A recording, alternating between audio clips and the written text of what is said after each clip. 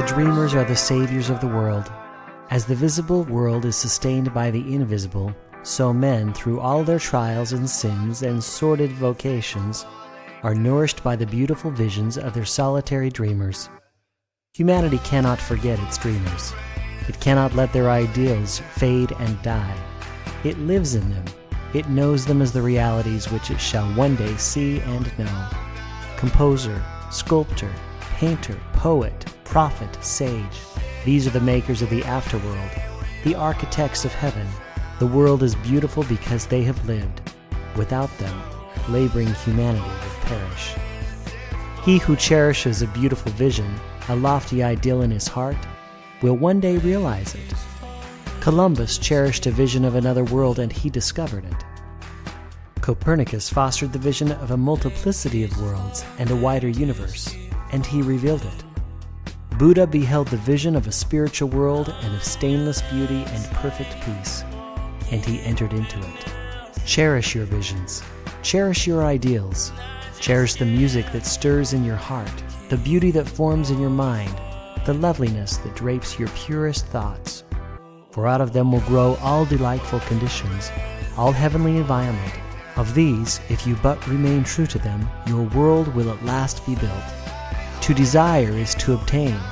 To aspire is to achieve. Shall man's basest desires receive the fullest measure of gratification and his purest aspirations starve for lack of sustenance? Such is not the law. Such a condition can never obtain. Ask and receive. Dream lofty dreams, and as you dream, so shall you become. Your vision is the promise of what you shall one day be. Your ideal is the prophecy of what you shall at last unveil. The greatest achievement was at first and for a time a dream. The oak sleeps in the acorn. The bird waits in the egg.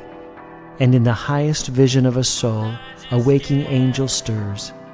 Dreams are the seedlings of realities.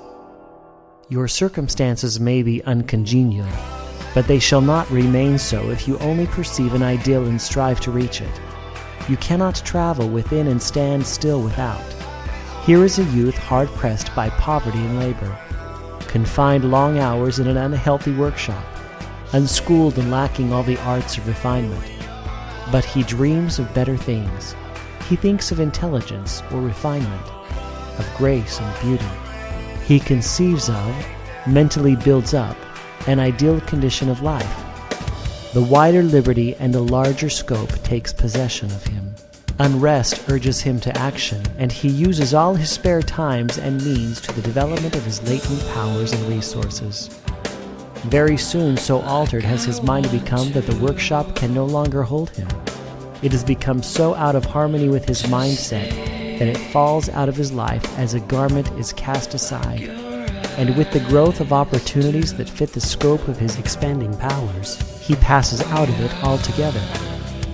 Years later, we see this youth as a grown man. We find him a master of certain forces of the mind that he wields with worldwide influence and almost unequaled power. In his hands, he holds the cords of gigantic responsibilities. He speaks, and lives are changed. Men and women hang upon his words and remold their characters. Sun-like, he becomes the fixed and luminous center around which innumerable destinies revolve. He has realized the vision of his youth. He has become one with his ideal. And you too will realize the vision, not just the idle wish, of your heart, be it base or beautiful, or a mixture of both. For you will always gravitate toward that which you secretly love most. Into your hands will be placed the exact results of your own thoughts. You will receive that which you earn, no more, no less. Whatever your present environment may be, you will fall, remain, or rise with your thoughts, your vision, your ideal. You will become as small as your controlling desire, as great as your dominant aspiration. The thoughtless, the ignorant, and the indolent sing only the apparent effects of things and not the things themselves, talk of luck, of fortune, of chance.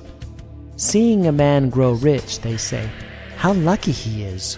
Observing another become skilled intellectually, they exclaim, how highly favored he is. And noticing the saintly character and wide influence of another, they remark, how chance helps him at every turn. They do not see the trials and failures and struggles which these men have encountered in order to gain their experience. They have no knowledge of the sacrifices they have made, of the undaunted efforts they have put forth, of the faith they have exercised so that they might overcome the apparently insurmountable and realize the vision of their heart. They do not know the darkness and the heartaches. They only see the light and joy and call it luck. Do not see the long, arduous journey, but only behold the pleasant goal and call it good fortune. Do not understand the process, but only perceive the result and call it chance. In all human affairs, there are efforts and there are results. The strength of the effort is the measure of the result. Change is not. Gifts, powers, material, intellectual, and spiritual possessions are the fruits of effort. They are thoughts completed, objectives accomplished, visions realized. The vision that you glorify in your mind, the ideal that you enthrone in your heart, this you will build your life by, this you will become.